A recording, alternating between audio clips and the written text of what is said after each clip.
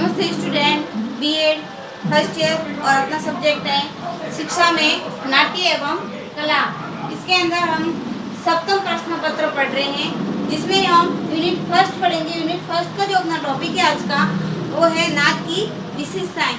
इससे पहले की जो क्लास हुई थी उसमें मैंने आपको अनाहत नाद और आहत नाद कहाँ से उत्पन्न होता है उसके 3 प्रकार बताए थे।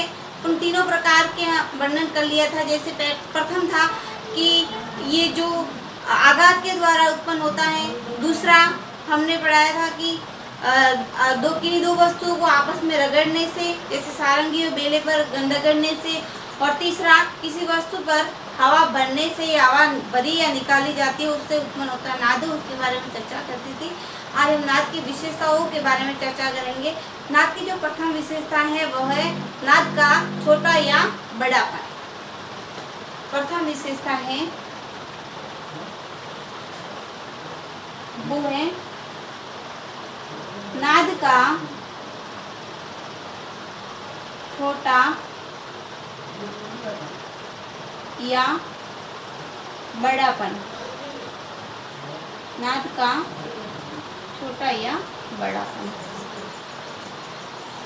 इसमें हम पढ़ेंगे कि एक ही नाद धीमा या तेज हो सकता है। जो एक ही नाद जहाँ से उत्पन्न हो रहा है वो नाद धीमी गति का भी हो सकता है, वो नाद तेज गति का भी हो सकता है।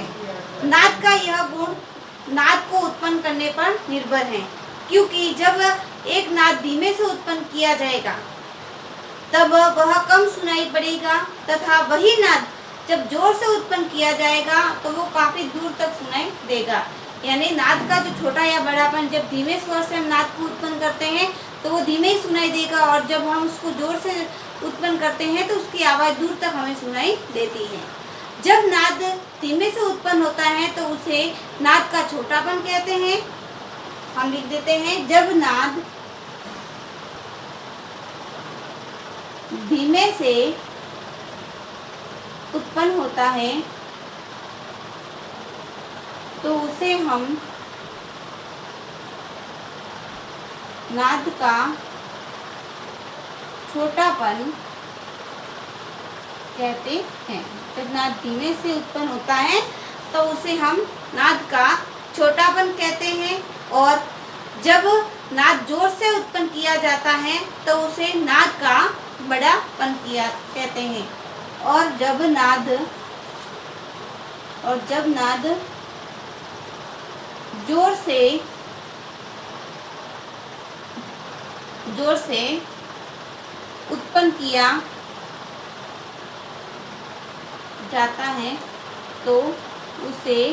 किया जाता है तो उसे नाद का बड़ापन कहते हैं। जब नाद धीमे से उत्पन्न किया जाता है तो उसको छोटापन कहते हैं नाद का, और जब बड़े जोर से उत्पन्न किया जाए तो उसे नाद का बड़ापन कहते हैं। तथा जब नाद से जोर से उत्पन्न किया बड़ापन कहते हैं। उदाहरण के लिए, यदि सा को हम धीरे से उत्पन्न करेंगे तो केवल पास के लोग ही सुन सकते हैं, परंतु यदि उसे जोर से उत्पन्न किया जाए तो दूर के लोग भी सुन सकते हैं। यही नाद का छोटा या बड़ापन कहलाता है। जैसे हम सा को धीरे से उत्पन्न करेंगे कि सा, तो जो आसपास के लोग हैं उन्हीं को सिर्फ वो सुनाई देगा, लेकिन उस सा को हम जोर से उसकी आवाज़ उत्पन्न करेंगे तो जो दूर बैठे व्यक्ति हैं उनको भी उसको आराम से सुन सकते हैं। यही नाद का छोटा और बड़ापन होता है। दूसरा है नाद की जाति। हम लिख देते हैं इसका उदाहरण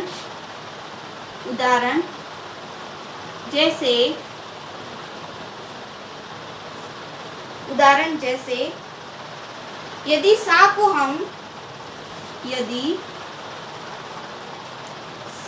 हम धीरे से उत्पन्न करें तो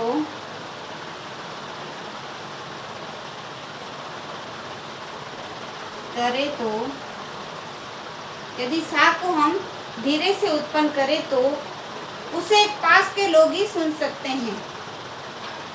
उसे केवल पास के लोग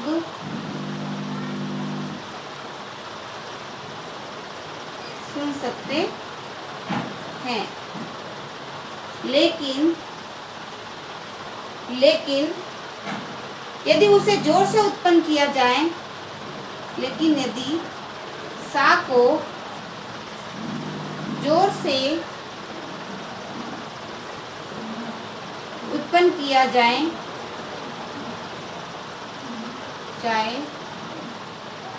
यदि जोर से उत्पन्न किया जाए तो दूर के लोग भी सुन सकते हैं। दूर के लोग भी इसे सुन सकते हैं। दूर के लोग भी इसे सुन सकते हैं।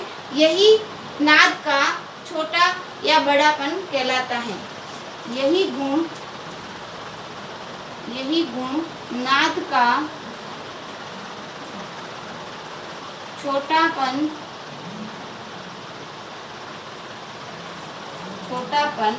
व बड़ापन कहलाता। यही गुण नाद का छोटापन व बड़ापन कहलाता। अब दूसरा है नाद की विशेषताएं, नाद की जाति के बारे में।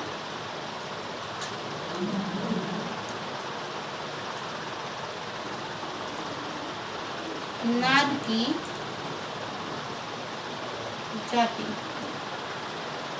दूसरी विशेषता इसकी नाद की जाति। पहली थी नाद का छोटा या बड़ापन, दूसरा है नाद की जाति।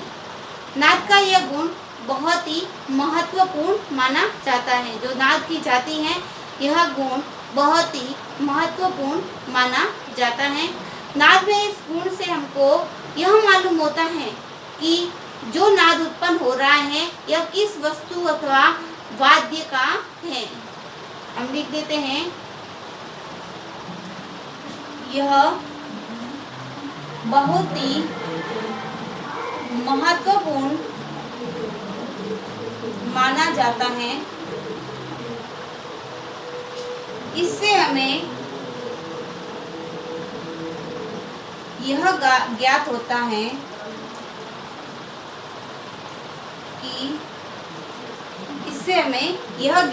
है कि जो नाद उत्पन्न हो रहा है, जो नाद उत्पन्न हो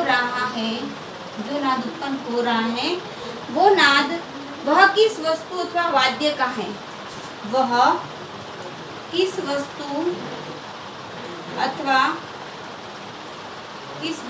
अथवा वाद्य का। इससे हमें ये नाद का ये जो गुण है ये बहुत ही महत्वपूर्ण माना जाता है।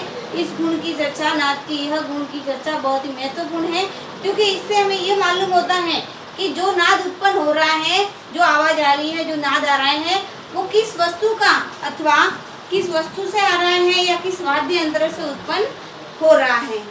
यह कहने का अर्थ यह है कि नाद के उत्पन्न होने पर हमें केवल उससे सुन सकते कहते हैं कि नाद उत्पन्न हो रहा है, उस नाद को हम सुनकर ही कह सकते हैं कि यह नाद अमुक वाद्य अथवा किसी परिचित कण से उत्पन्न हो रहा है। इससे हमें यह ज्ञात होता है कि जो हम सुनकर ही उस नाद को पहचान सकते हैं कि ये नाद किस वाद्य यंत्र से आ रहा है या किस परिचित कंठ से यह उत्पन्न हो रहा है। नाद के इस गुण को नाद की जाति कहते हैं। नाद के इस गुण को नाद की जाति कहा जाता है। नाद के इस गुण को नाद की जाति कहा जाता है। उत्पन्न नाद की जाति गुण के द्वारा मालूम होती है। जो उत्पन्न नाद है उस नाद की जाति इस गुण के द्वारा ही मालूम होती है। जैसे कई वाद्य एक साथ बजते हैं, हम लिख देते हैं इसके अंदर, उत्पन्न नाद की जाति इस गुण से उत्पन्न नाद की जाति इस गुण से गुण के द्वारा मालूम होती है, द्वारा मालूम होती है। जैसे उदाहरण लिख देते हैं, जैसे कई वाद्य एक साथ बजते हैं, जैसे कई वाद्य एक साथ बजते हैं, जब कई वाद्य एक साथ बजाए जाते हैं वाद्य, तो हम ये कह सकते हैं कि अमुक ध्वनि सारंगी की है या अमुक ध्वनि तबले की है। बजते हैं तो हम कह सकते हैं कि अमुक नाद जो अमुक ध्वनि सारंगी की है, अमुक ध्वनि सारंगी की है, और अमुक ध्वनि हम यह गैस कर सकते हैं कि जो ध्वनि हमें सुनाई दे रही है वो सारंगी की है या तबले की है।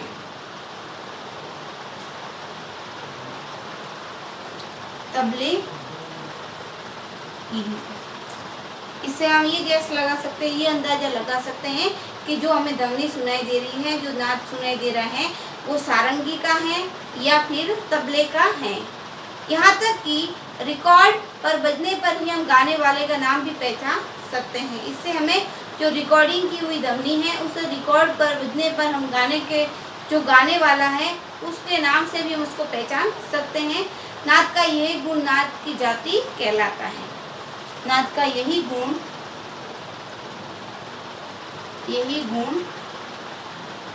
नाद की जाति कहलाता है। नाद का यही गुण नाद की जाति कहलाता है। तो हमने पढ़ा नाद की विशेषताओं के बारे में कि नाद की हमने क्या क्या विशेषताएं पढ़ी हैं। अब नाद की एक और विशेषता बची है। नाद की 3 विशेषताएं मानी गई हैं। सबसे पहले नाद का छोटा या बड़ापन, दूसरा नाद की जाति, और तीसरा इसका एक गुण और है जो है नाद का ऊंचा या नीचापन। इसके बारे में हम जो नेक्स्ट क्लास है उसमें चर्चा करेंगे। आज के लिए आप सभी को धन्यवाद।